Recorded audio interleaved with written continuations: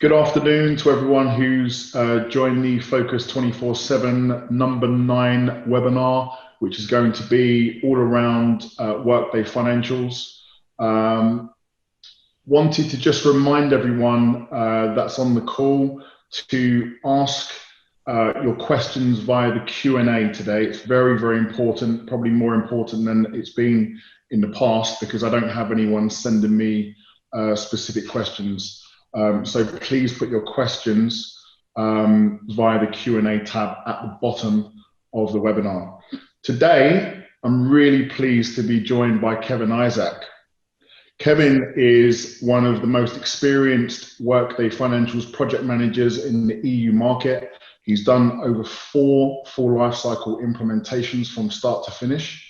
And without further ado, please, Kevin, introduce yourself. Thank you very much. I say it's Kevin Isaac. I've been a project manager for longer than I want to say, really. Managed supply chain, warehousing, inventory, and latterly mainly financials projects. And that would be across Oracle, Dynamics, and, as you say, in the last few years, Workday Financials. Yep. I had the pleasure of implementing the first UK headquartered implementation of Workday Financials at King, and worked in that ecosystem since then, and have actually worked for Workday itself for a few months and trained myself as a financials consultant and an engagement manager. So yeah, pleased to be here and pleased to be able to give some of my knowledge across to everyone involved. We're very pleased to have you, and thank you for agreeing to come on the show. Normal format is we talk about a specific topic and then we pause for Q&A at the end. Feel free to, again, ask your questions via the Q&A tab at the bottom of the webinar. Very, very important, again, today, because I don't have anyone helping in the background, which none of you guys see normally. So the first topic that we've discussed, Kevin, is, Workday's had such a great run in the EU the last few years. I mean, 7-8 years. They've, I wouldn't be talking out of turn if I said Workday's dominated the HCM space. And in the last few years, they've really been pushing financials to both UK and EU-based customers. Of course, the US is way ahead of the UK and Europe, but we're seeing a lot of large customers at the moment either implementing Workday Financials or planning to implement Workday Financials, which is fantastic for the ecosystem. And we've discussed that, we believe that Workday is a continuously evolving software. So it's always changing, Yes. with the upgrades every 6 months. And that's what we're going to have the first topic on, isn't it? I think so, yeah, yes.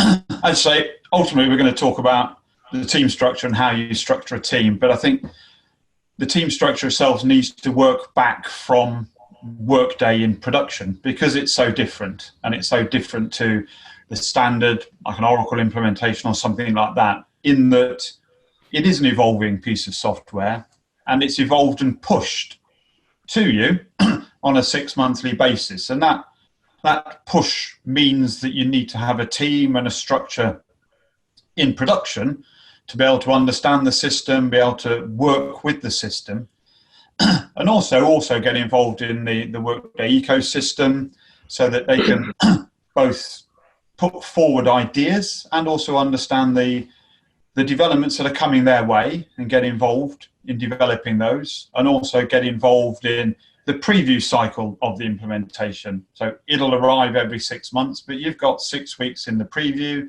You need a team that gets involved in that, and you need a team that can actually not necessarily configure, but amend the system whilst it's live to enable the business to evolve as well. Yeah. So that, as I say, the difference there is with a traditional type of software, you'd implement it and then you'd leave it. It would remain as it is until the business decided to do something else with it, and then they'd initiate another project. This one, it's implemented and then it moves with you, and it moves without you as well, because I'll implement stuff, it's pushed, you may not use it, but you may want to use it. And you need to have an organisation that's able to receive that type of evolving software. And I think that comes from how you structure the project team to enable that development of the support network and the business process owner network to be able to not be a point in time handover, but an evolving move from project lifecycle to business lifecycle. I think that sort of way of working your project team back from that position enables you to get the project team right. And if you don't get the project team right, you won't have that when you're in production. Yeah. I'm just sitting here wondering whether I should say this or not. And typical me, I'm going to say it. So in the RFP cycles for customers, so if you're looking to change your HCM, whatever your HCM on premise or whatever you've got as an organization, normally it's a fairly simple process, right? Because HR is you're implementing a software for your performance, your talent, your recruiting, whatever, and it is business critical, but it isn't going to make your company fall down if it goes wrong. Whereas finance, and I think this is perhaps where customers have. A lot of customers have taken some time to get finance off the ground. Yeah. To adopt finance and get big customers to agree to implement Workday Financials, because but certainly a few years ago it wasn't tried and tested in larger organizations. But as a CFO, and I've never operated, of course, as a CFO, but as a CFO, you must be thinking to yourself, okay, well, everything's stable right now with my finance system, whether that's Oracle, SAP, whatever you've got, but it's not got the functionality that Workday Financials has got. But you're taking this big risk, and of course it's expensive as well. It's a big risk to put your finance on. Do you see what I'm trying to get at here? I do. Do you think it's more of a decision for a company to go, yeah, we're gonna change our finance software, rather than it is for a company to say we're going to go and implement a cloud system for HCM? I think it is, which probably is why Financials has lagged slightly behind HCM in its rollout and implementation numbers in the UK and in Europe.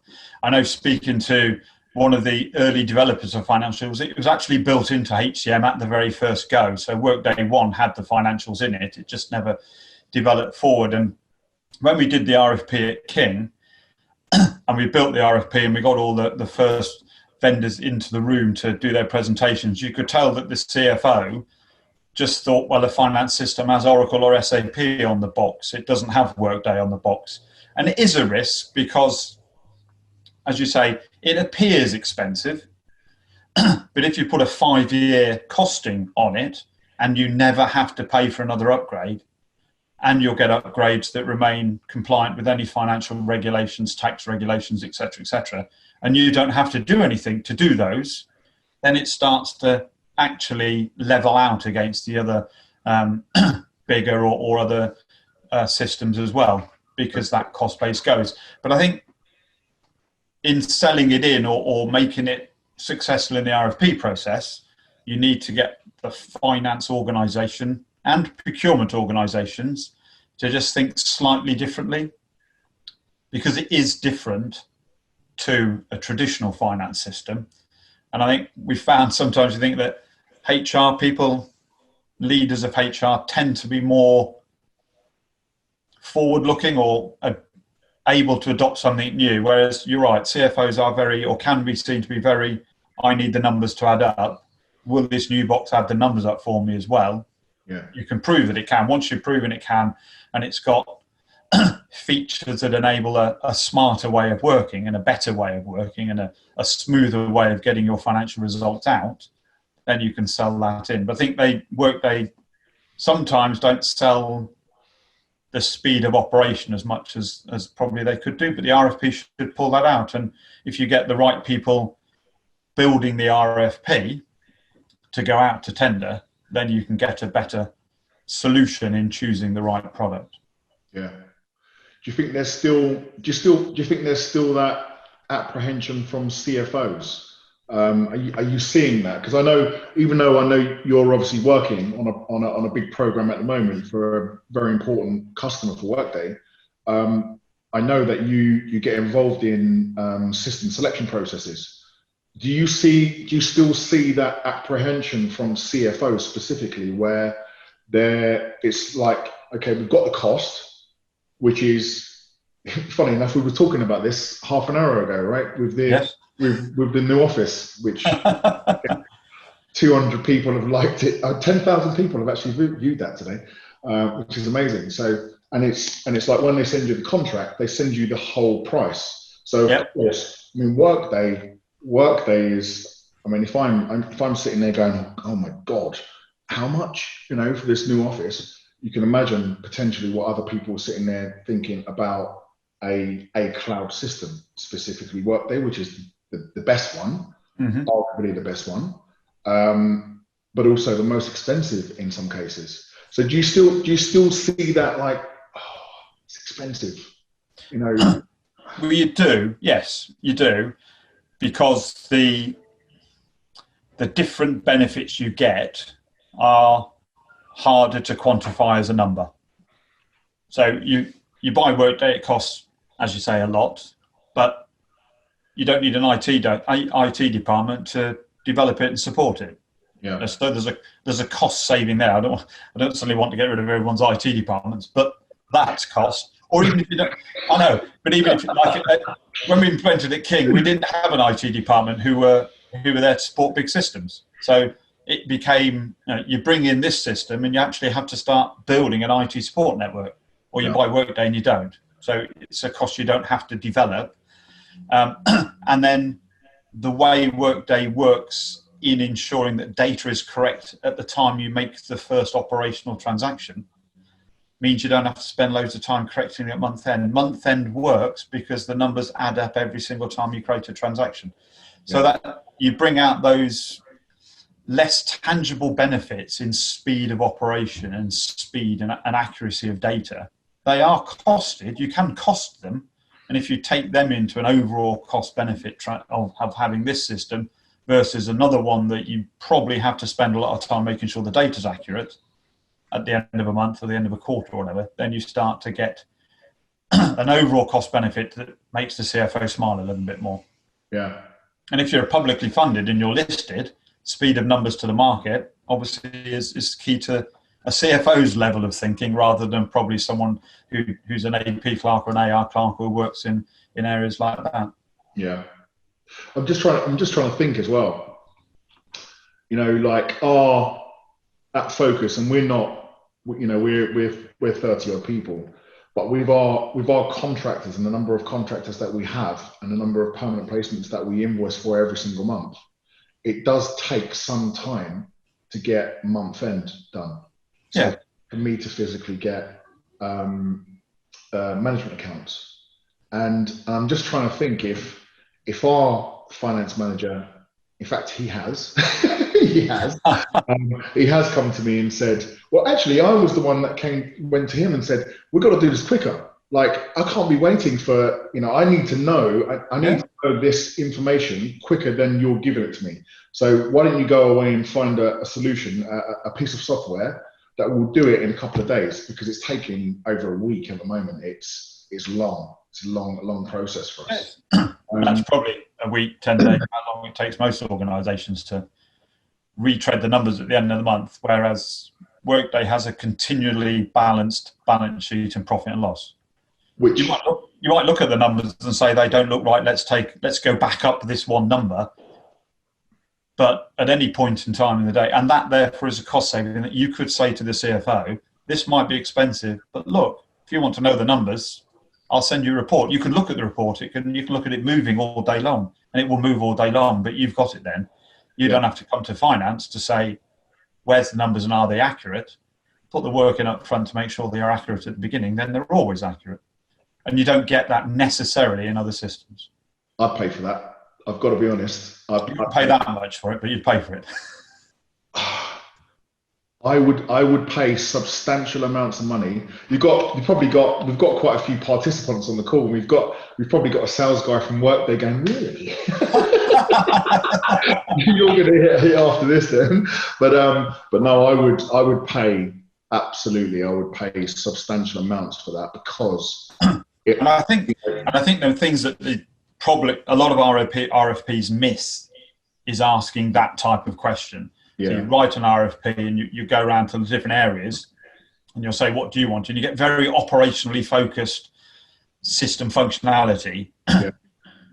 Whereas at the same, you need all of that because that's where 95% of the activity is happening at the operational level. But then it's going to the C-level people and ask them what's their big drivers. And as I say, the CEO, the COO, the CFO, they're going to want their numbers on day +2 or day +3, not day +9. Yeah. And therefore, then you can go, that gives you almost 2 levels of your selection process. It's functionally, operationally, plus the richness of the data and the speed of the data. And then Workday starts to comes up the queue and then matches the bigger ones that come in cheaper in the first iteration, but 3 years down the line, they're either left behind or you spent more money enhancing them. Yeah. I think with these things, and I guess it's like that with every cloud implementation, it's the time as well, isn't it? It's the time that you can't quantify your time in money, but you have to in order to justify the cost of a new system. Of course you do. Yeah. Yeah. You're doing it. Yeah. If you're doing it, you can never make sure you've made the right decision, unfortunately, because you can't look into the future. Yeah.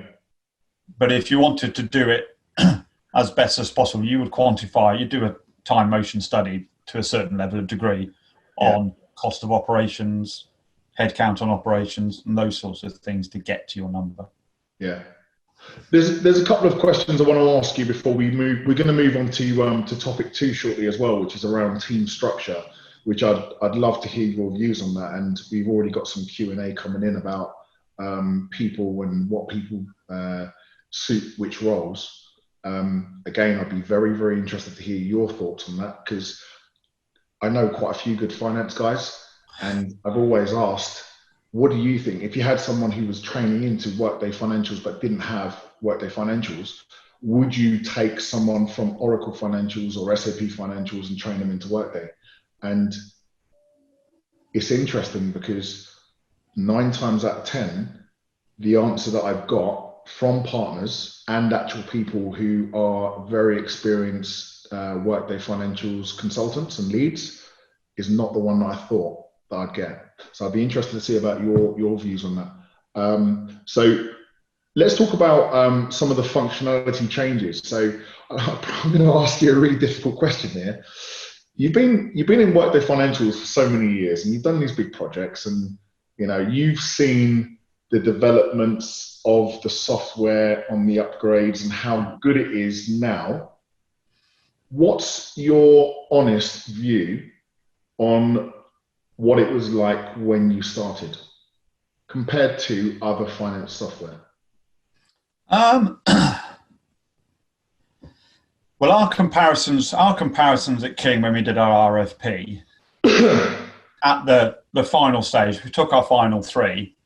It was SAP, Business All-in-One or Business One. I can't remember exactly which one of the SAPs. Microsoft Dynamics and Workday. And I think Workday was the gamble because it didn't give us everything we needed.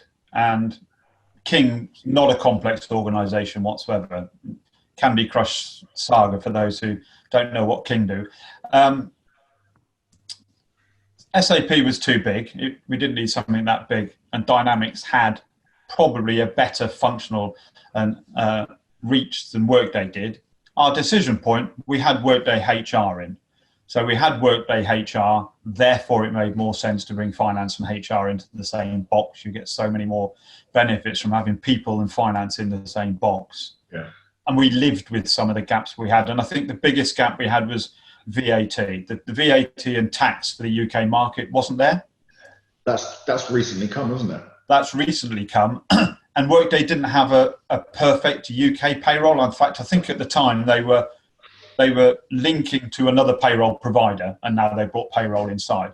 So we had to work around those with integrations, and on the tax, we had to do a lot of configuring inside the system and building reports inside the system with Workday. Workday and Deloitte were our partners on that product.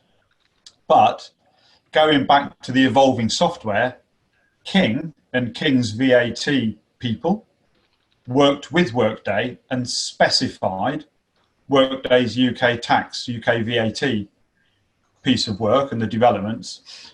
And then that enabled Workday to understand the UK market because they could use King as their reference point. They brought in, I think, Skybet were one of their next customers. So Skybet and King worked with Workday as a development team to build the UK VAT functionality, which then, I suppose, the core VAT engine was in place, which then they then took that into the other European countries.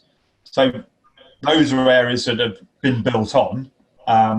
Payrolls come in-house, so now you have payroll inside Workday, which for finance is an amazing thing. You think that payroll automatically posts to the ledger. You don't have to have an integration to another payroll system that you maybe have a coding conversion or something. It posts to the ledger. And the VAT has evolved even further. King, current client Nuffield, have got their own VAT rules that they need to put in place, and Workday are working with us to put that into the system, around healthcare and charity. So those areas evolving, and Workday working with clients to implement for them where they can see that opportunity exists somewhere else. So then they've got a piece of development that they can sell on to other charities and other healthcare companies as well. Yeah, it's developed a lot, hasn't it, since that initial first. Yes.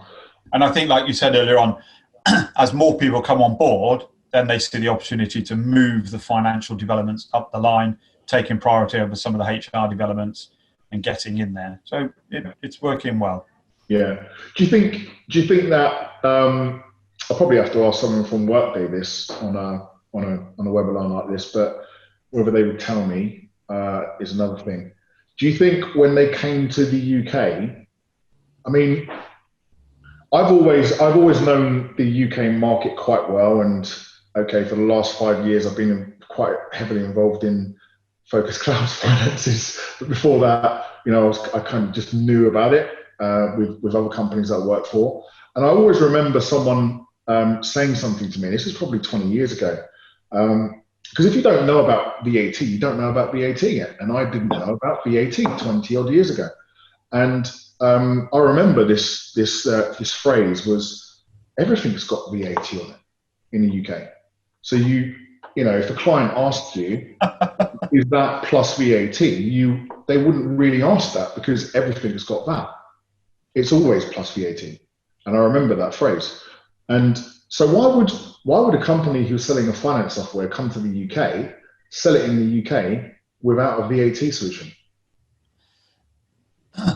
Well, I think the VAT in the UK is incredibly complex if you compare it to the sales tax in the US. Yeah. In the US, each state has a different sales tax rates. Anyway, I don't exactly know, but in the UK, we have, you might say everything's got VAT, but it could be zero rated, or it could be exempt, or it could have a different percentage, or it could be inbound or outbound VAT. So it's not, and therefore building it into the engine itself would have taken, I suppose, a leap of faith of getting the customer base to make it viable to build it into the engine until you arrive in that country.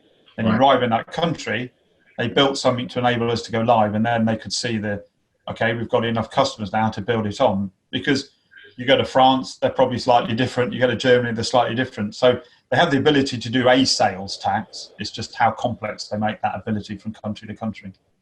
Interesting. There was from my Oracle days. Everything's VAT-able, but different rates. Okay. It's exempt. You learn something new every day.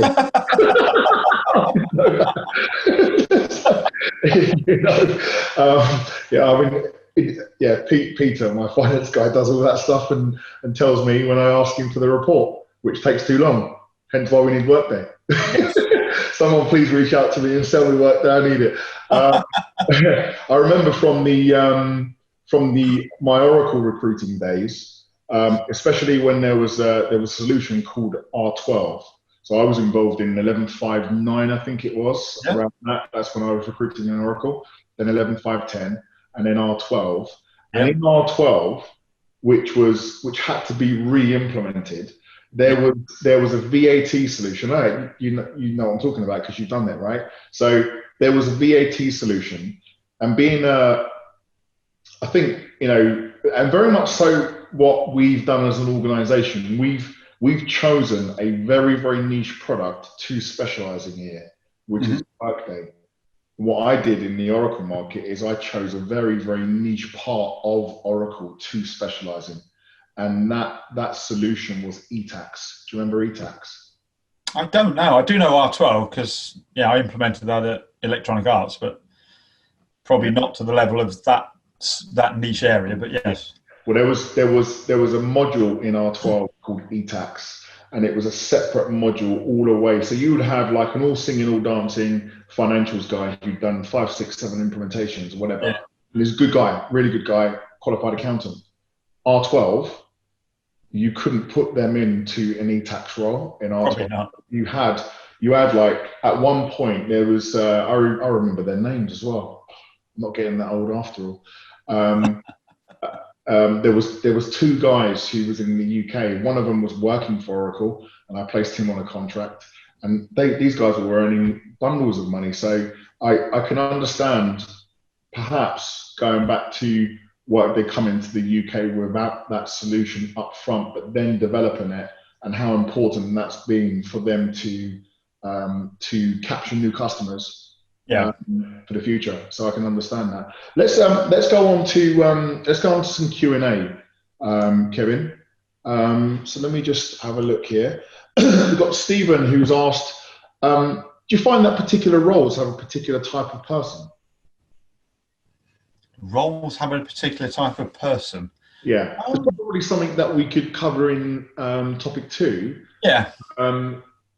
Sorry about that, Stephen. We'll come back to that one in topic 2 because we're going to talk about team structure. Give me a chance to think about it.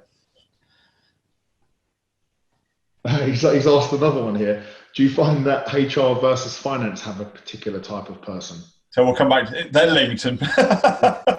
Yes. HR versus finance cultures. That would be something that we could answer, I guess, for topic 1. The cultural differences. There's obviously a cultural difference between HR and finance. I've got to be careful not to get too stereotypical, but finance people are analytical and live on numbers, and they live on accuracy.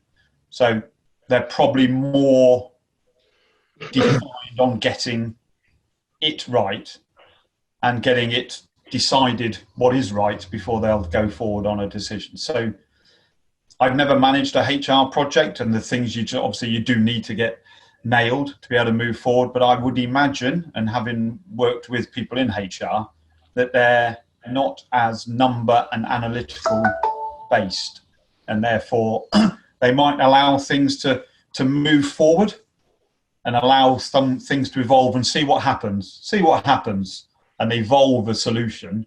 Whereas in finance, they want it nailed before they go to the next stage, because they'll be worried that their numbers won't add up or won't move forward. And there's very, very precision based on making sure it's going to work for them. And I think you made a point earlier on, Lloyd, it's a risk thing. Finance are less risk. They're more risk averse than other parts of an organisation, because it's based on getting it right and getting the numbers right. Because once they're published, you can't go back and unpublish them. Do you think they're more risk adverse, or do you think they're more concerned about the amount of risk for culturally? Probably second one, actually. Yes, the second point. Yeah, they're more concerned about it, and rightly so. I think, as you say, if you put the numbers out on the street, you can't take them back again. Yeah. Whereas if you say we've got 3,500 employees, you could go back and say we've got 3,700, and no one's going to really get overly concerned about it. But you can't publish a number on the balance sheet and then change it. I'll tell you a funny story, and this is related to what we're talking about. In the early days of Focus, I actually used to do all of the payments for all of our contractors. So you can imagine me sitting there going, right, sort code, account number. Honestly, I was doing it manually with the card, and I was logging into the bank. It was manual. Everything was manual. And then what I decided to do was outsource our invoicing function to an external accountant, right? And everything was going very, very well. They had Sage, so whereas we were a little bit manual internally at the time, they had Sage, and everything was just it took away the headaches, took away my headaches. And one day I was walking down the road to go and get lunch. I think it was. I haven't actually told anyone about this. I don't know why I'm telling you, but I am. I was walking down the road and I was going to get lunch, literally just down the road from the Gatwick office, and I saw in the top office accountancy firm. So I wonder if, because the other accountant would charge me a lot of money, even though it was working swimmingly well and I didn't have any issues, I thought, I wonder how much they would do it for. So I went up there and negotiated a price, which was actually a quarter of the price that the other one was. Actually, good deal. Was it's pretty good, pretty good. So I handed the notice in and started off with this new accountancy company, to the annoyance of my other accountancy. Right, they was like, no, you shouldn't do that, and I was like, yeah, you're saying that because you've lost the business. And 1 week it took me to go, stop everything you're doing, and went back to the guy with my towel between my legs. Because invoices were wrong. Just, stuff that you just don't want to be wrong. So, you can imagine, I'm in my position in a small company, probably turning over £1 million at the time or whatever it was. And then you've got these big, powerful CFOs in charge of multi-million pounds. If something goes wrong for them, what do they do? Interesting. We got quite a few questions here, so I'll try and get through as many as I can.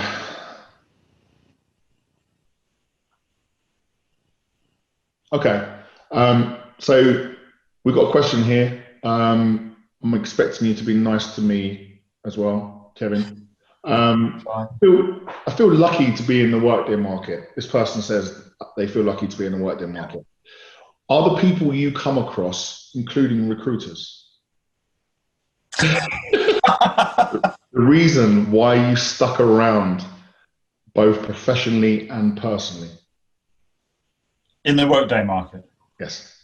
It's my smile. It's strangely, the Workday market's like a big family, and it sounds dumb and a little bit twee, but you're going to bump into the same people again, because it's not a huge market. It's quite a small market. It probably will grow, and therefore you make those connections. And when you work on a project, you make a connection. You normally say, yeah, we'll get together again sometime or whatever.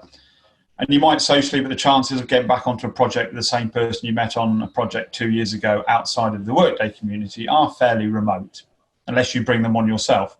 Whereas in Workday, people I worked with on Workday when I was at Clarion, for example, still connected. Now they work for a partner, but I know I'll work with that person again. So you're always going to keep meeting and working with people that you worked with before. So you can build longer relationships, and you can build better trusted relationships. I think that's the same as you're saying, same with recruiters, because they're also within the Workday space, and therefore they're going to call on you, and you know to call on them because they know the people as well that you need. So it works for everybody. And how do you feel about the recruiters in the Workday space? No, they're really good. Sorry about that. That's okay. It's okay. Invoice on his way. Paid you before. Do you foresee Workday across financials and HCM being bold enough in the future to offer a genuine no-cost pilot to explore pros and cons up front? Good question. That's a very good question. Very, very good question. It's almost like, because I like this. I like going to market and saying, we're not even doing it for the money. Yeah. I think they would need to see. They'd need to see the benefit then. If it was a big, huge, top 100 FT company that was going to get out of Oracle and go to Workday, and therefore it became a massive badge on Workday's front door, then there's a possibility. Funnily enough, our finance controller at King, when we were negotiating our price at King, did say to them, well, as we're the first UK-based company to have financials, we should get it for free. King aren't that big, are they? So after everyone stopped laughing, we got a small reduction. But it could work. It could work if you, I don't know, a big, a really big name that everyone would stand up and go, wow, and therefore others would follow through the door. Yeah. Then you could see there's a possibility. Yeah, I think that would be the only way, I would imagine. I think for finance, for HCM, of course, you've got Walmart, you've got Amazon. Yeah, they probably don't need it for HCM, but financials across Europe, maybe it would work. Once or twice. There are, 10, 20, 30,000 implementations for finance, but no massive organizations, no huge, like when Sanofi went Workday, and they're an SAP shop. And I don't know whether the SAP sales guys actually recovered still, even to this day. And it was 5 years ago that they lost the deal. It's something like that. Something that's a big, embedded in Oracle for years, or SAP. And then someone decided to, okay, we're going to go Workday, which is a big deal because we're going to unplug everything we've got. And it's a big badge. Then that might be a game changer for them. And therefore there's an advantage in doing it. Yeah. I'll try and get the answer. I know something. In what ways Workday different from SAP, FICO, and how user-friendly is Workday for companies and consultants? I don't know. I don't know a lot about SAP or its architecture. The difference that Workday has from other is that it's one line of code. It, as I said before, everyone thinks financials was an add-on, but financials and HCM were built at the same time. HCM got developed a little bit more, but so the financials embedded code is embedded with HCM. It's not two modules stuck together. And a lot of the SAP offerings and the Oracle offerings, they bought companies or they bought products and then they bolted them together. Yeah. So an example, if someone moves departments in Workday and in the HCM side they change their cost center, you don't even have to worry about it. That's in financials already. So their costs immediately go to the new cost center. You don't have to think about doing it in another system. It happens. It's done. So I think that's Workday's difference, is it's all in one area. And the usability, if you can use Google as a search engine or you can use Amazon to buy something, you can use Workday. The procurement part of Workday is like Amazon in reality. You requisition something, you buy something. If you can do it in Amazon, you can do it in Workday. It makes training quite easy because it is very user-friendly. Yeah. It almost, you do what's sensible because it's a sensible type system. Like, no one trains you how to use Amazon. No one trains you how to use other parts of the internet. You go and work it out for yourself. Yeah. Very similar to Workday. You go and work it out for yourself. It's obvious where you put the name. You don't have to think about it. Lots of it, it's all drop-down lists. You don't need to know any codes. It's all inside the system. So if you want to buy, a false leg, for example, because I'm working for a healthcare company, you don't have to remember the code for the false leg. You go to the list and you buy, I love that false leg. All the coding's behind the system, and that sort of thing. It's very easy for user-friendly. It's on the mobile. It's on all the devices you want to have it on. So, I could probably help with that as well from from a recruiter's point of view. So, Vijaya, from my point of view, whenever you speak to someone, let's say I speak to someone who's got Workday Financials experience that's also implemented SAP Financials or Oracle Financials, and you always ask them the interesting question: what's better? They will always say, and I would say 95% of the time this works both for HCM and financials, but they always say that Workday is much easier to use. It's much more streamlined, and apparently, I know that one of the sales guys that we spoke to some time back, who he was selling Workday on the proviso that if you're selling it to a huge organization with an office in somewhere in Eastern Europe, where perhaps there's someone in the factory that doesn't know how to use a computer, that person can use Workday because it's that easy. Yeah. So yeah, I hope that helps. And then I completed my first Workday Financials implementation as a test manager in the APAC region. It's now almost more than 10 months. The stage I entered in Workday Financials, I got very positive feedback from all the connections around the Workday space. That is a very good move, and it's got a future. How do you think moving forward on the career growth in Workday Financials? So it's more career advice. This is quite a long question. So I guess to roll that question up, Saktival was asking, he's done a couple of Workday Financials implementations as a test manager. He's a very good candidate, actually. So for the APAC region, excellent guy. And he's asking that because he hasn't got a project just yet for some months, but he's also got some HR experience. In your opinion, should he stay in finance or should he go back to HR? I think they cover across both. I think from a test manager perspective, knowing Workday, the way a Workday team structure set up, knowing how to test with a cloud-based and with a partner and other components. HR, you're going to need all the building blocks you do for finance. So a test manager works across both. A good test manager who's implemented a Workday implementation, and as you said, he's done a couple. I would say I would take a test manager who's worked on HR to work on financials and vice versa. I'm not looking for the test manager to have the functional knowledge or the finance knowledge. I'll pull that knowledge from somewhere else. I want a test manager who knows how to test a cloud-based product that has a number of external partners involved in that, because that's a different skill than a fully internal team or something like that. So I wouldn't worry about switching between HR and financials. Okay. Or vice versa, go back the other way. Yeah. Okay, so moving on, we've got topic 2. And topic 2 is about team structure.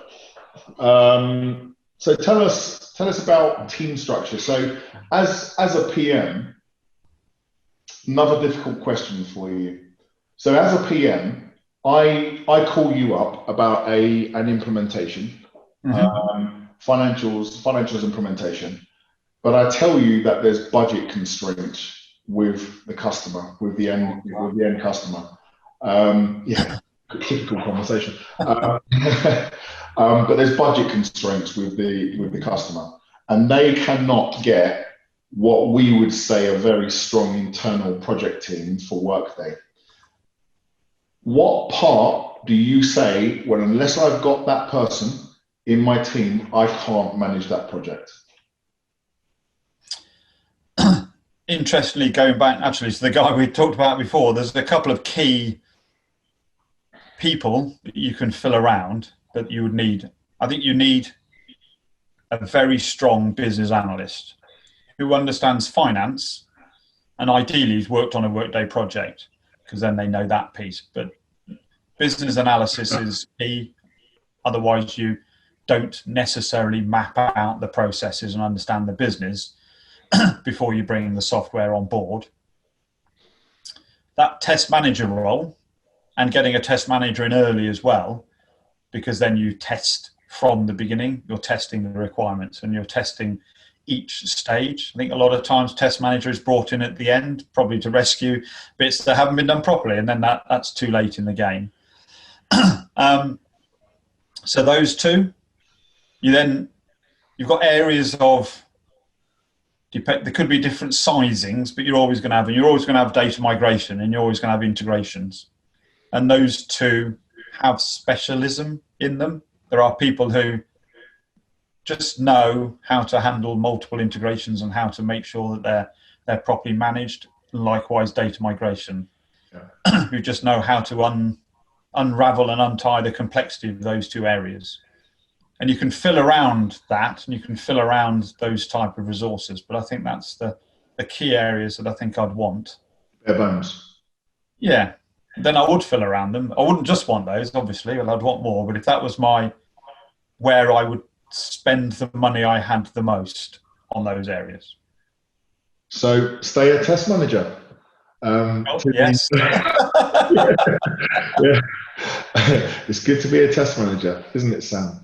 I know Sam's on the call. Okay. So a customer's gone through, or they started a Workday implementation. At what point do you think they should be starting to think about what happens when the partner leaves for their team structure?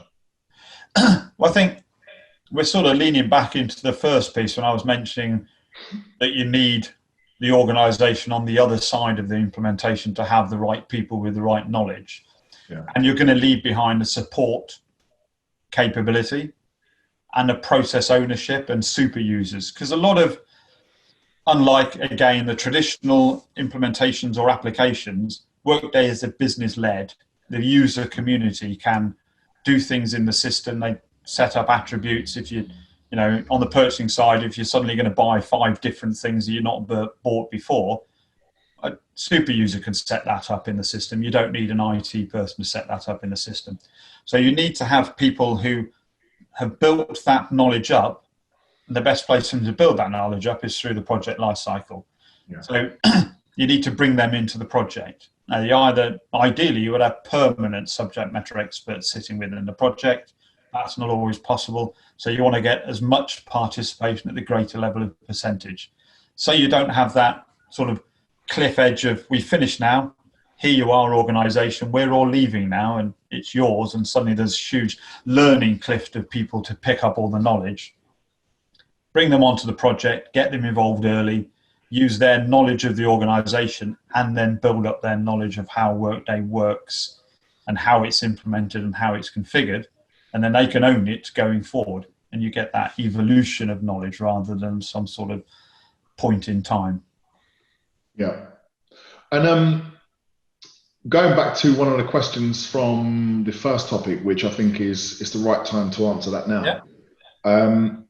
We had someone ask, do you find that particular roles have a particular type of person? What type of person, if you're managing a team, an internal team, and you're advising the customer on what to hire, what type of person would you hire to go into a permanent role? Let's say, for example, without Workday Financials experience. So is this to sit into, so like a process owner or a super user? The type of person, open-minded, analytical, because they would probably need to understand both how the current process works and then also how they can fit that around the Workday way of working. Because you can't develop Workday. You can't just sort of say, well, I want the screen to look like that, or I want the process to go like that, because it's not that type of system.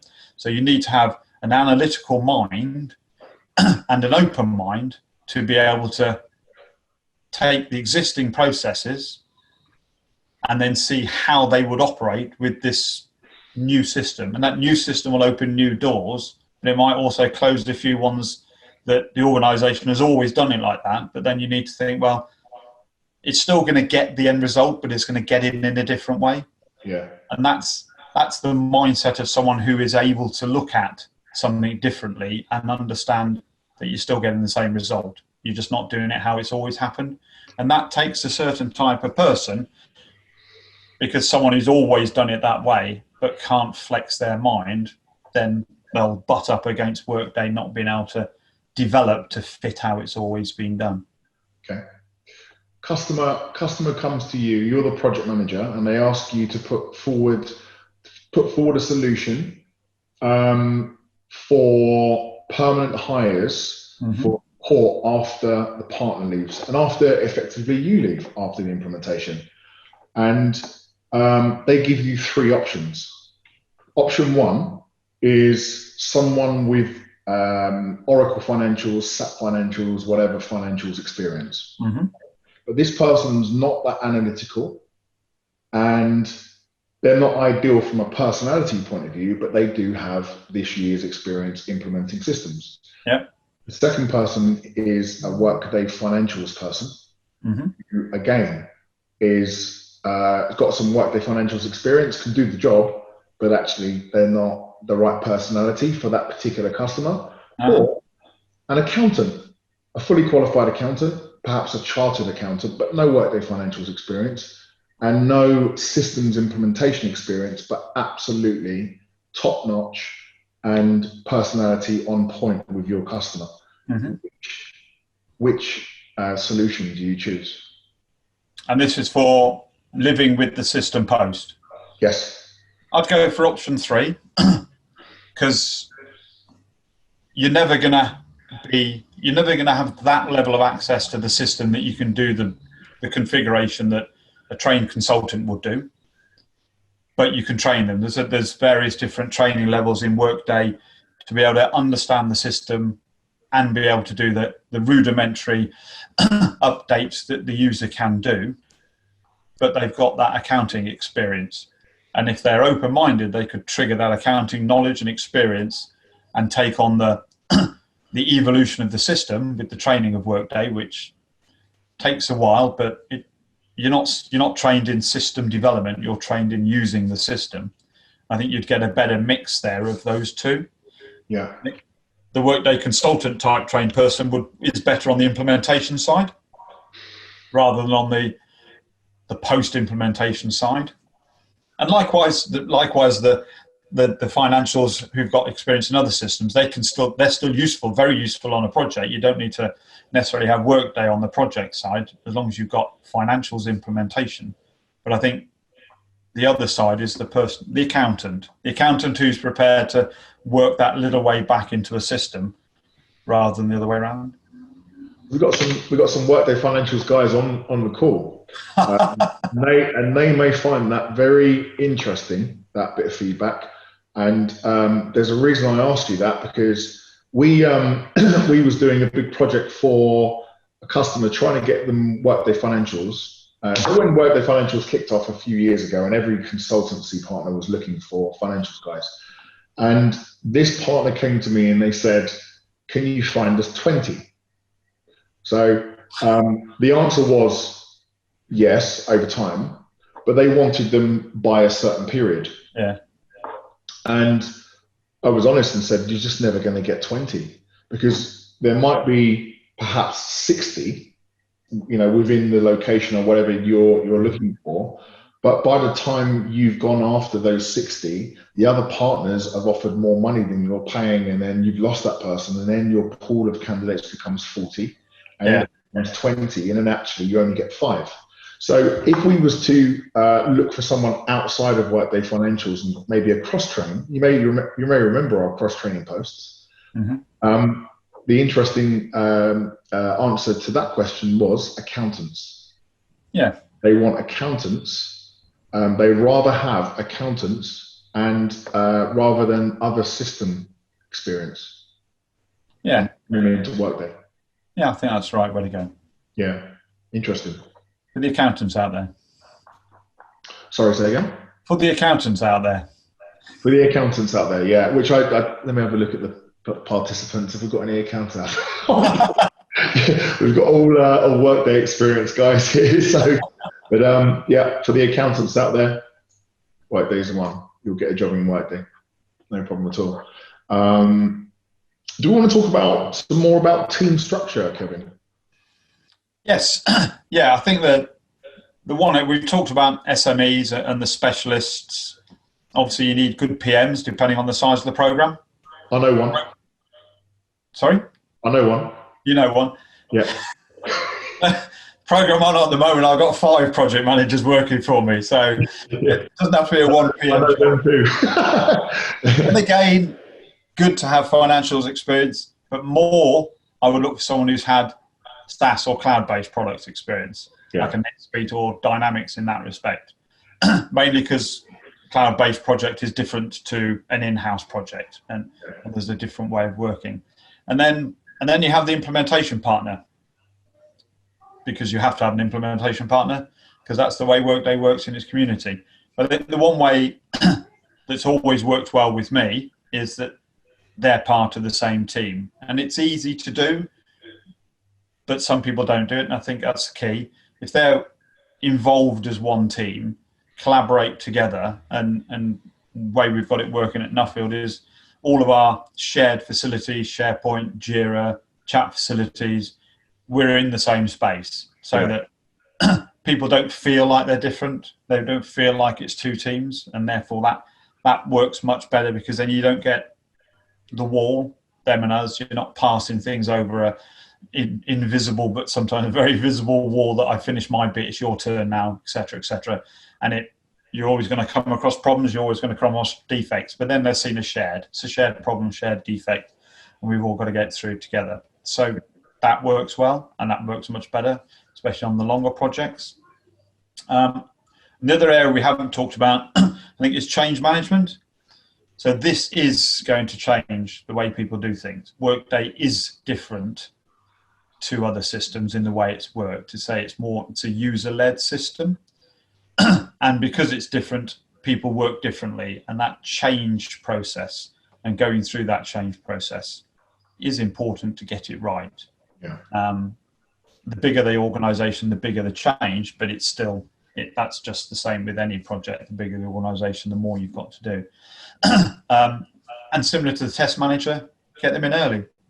You can't get them in really early. You can't get the change people in the last week. They need to be there. Probably not at the kickoff, but not soon after the kickoff. Yeah. Sam, we need to get the test managers in super early. Like, way before they've even decided on Workday would be a good idea. So I'm glad we're talking about change management, because change management even in HCM projects is an area that is always overlooked, and it's sometimes, you've got data, you've got integrations, which are big issues, which of course we'll move on to in a minute, but change is perhaps as important, because if you don't have a good change person, no one's going to use it. No, and probably more so in HR than finance, but a lot of HR, it becomes a user system. Booking holidays, well, you do it yourself. You don't write an email to someone to book it into a system. You do it yourself on your phone. Those sorts of things. Sounds simple, but suddenly people look after their own data in HR. And that is a huge change for an organisation and people in an organisation. That needs to be managed in very carefully. And there's additional self-service in finance. If you don't manage it in, it doesn't get done. If it doesn't get done, your numbers don't add up because people haven't done it, or stock doesn't move around or whatever. So these pieces, change management is huge and really important. And data and integrations in finance. Yes. Data's always a big thing, because it'll be all over your existing systems, and potentially, depending on how many there are, you might have data spaced in lots of different places, and it all needs to be converted to a new set of codes, because codes are going to change, cleaned on the way probably, and then into Workday. It's a very, very understated probably, but it's easily 40% of your project is probably data and data migration. Yeah. And not minimize getting the HR data correct, that is, but you've got to get the finance data correct. The numbers have to add up exactly the same as they did before, and that can be that's a big job to get right, and to get the right people in doing that. And your second point on integrations, chances are Workday won't give you everything you need. there will be systems out there you need to connect to. So there's going to be integrations, and tends to be an area that you need to get the right people in, the right person in. So before, a PM who is technically astute, who understands pipes and networks and the difference between various different types of integrations, so they can understand it.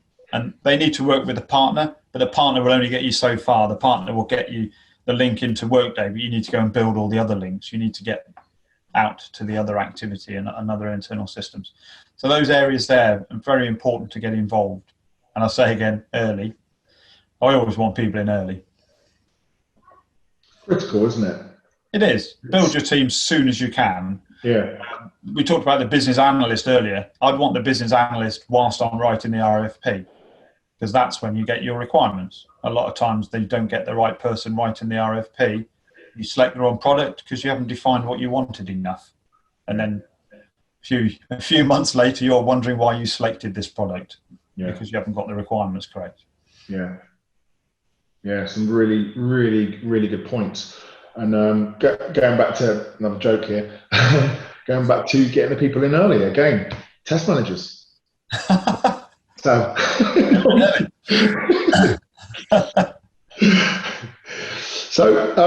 we are coming to the end of the webinar, the allotted time. So we're going to run through some of the questions, see if there's any more questions that we've not asked.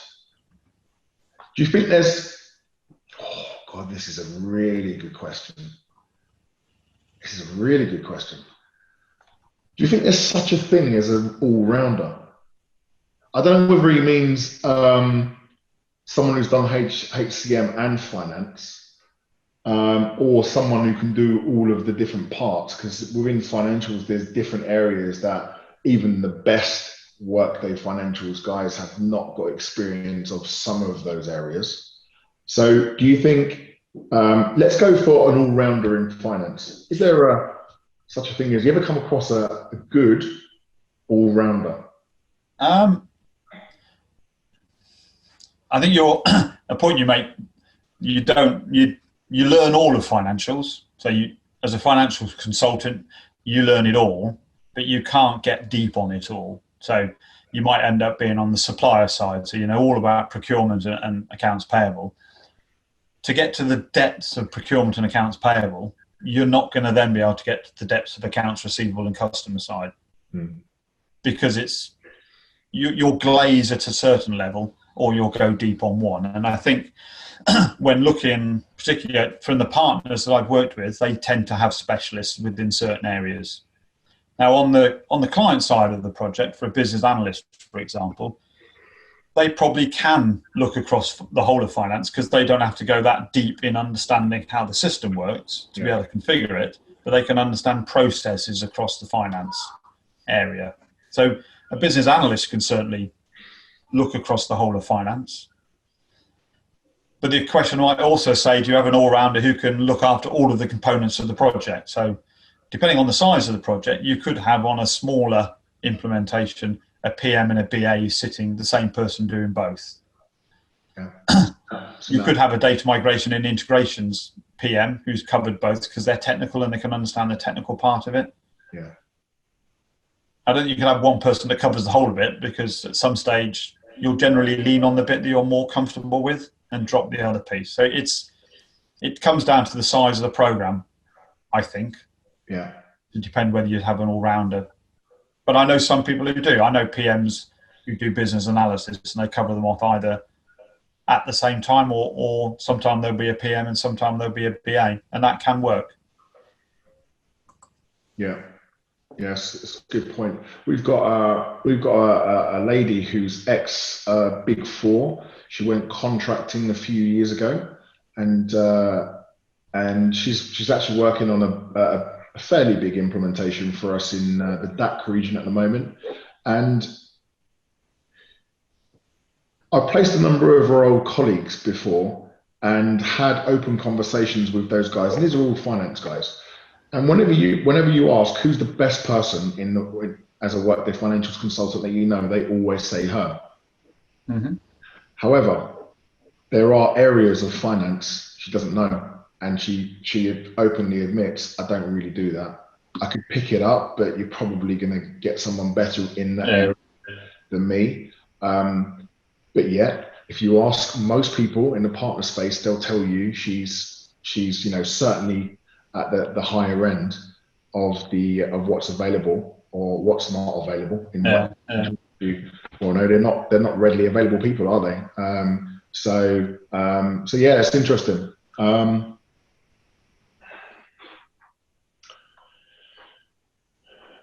Bless Sam. She's saying we're talking about getting the test managers in early, and she's actually put on here. It's too late now. I've got a job. We played.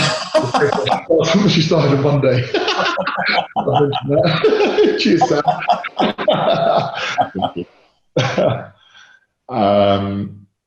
We got a few here, but they're not really developing over from what we've already discussed. So I think we are about to wrap up, I guess, with the questions. But look, Kevin, it's been great to have you on. I've really enjoyed talking to you. I think this is actually the second time me and you have done something like this. If you remember, yes, it is. Yes, like 2.5 years ago, something. Yeah, yes, we did something similar. Yeah, I remember. See, so I put it in my diary for 2 years now. 2 years in the future, we'll be doing it again.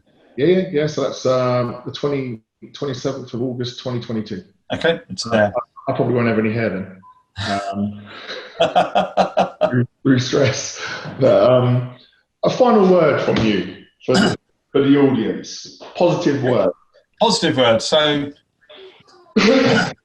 for a finance function, they should not be scared. Certainly not be scared of implementing Workday. It will change the way finance functions work for the better. And it changes the way the system is owned and the system is supported, which I think then works better going forward because you get this evolving solution that can work as the business moves. People need to challenge the way they work, because if you challenge the way you currently work, then Workday will work better for you because you'll move into using Workday positively. Obviously, you need to build the right team, but if you build the right team, get it right, then you will be successful and hopefully enjoy Workday because it's the type of system that I think people enjoy using. Yeah, you need to contact the right recruiter who can get you the right team.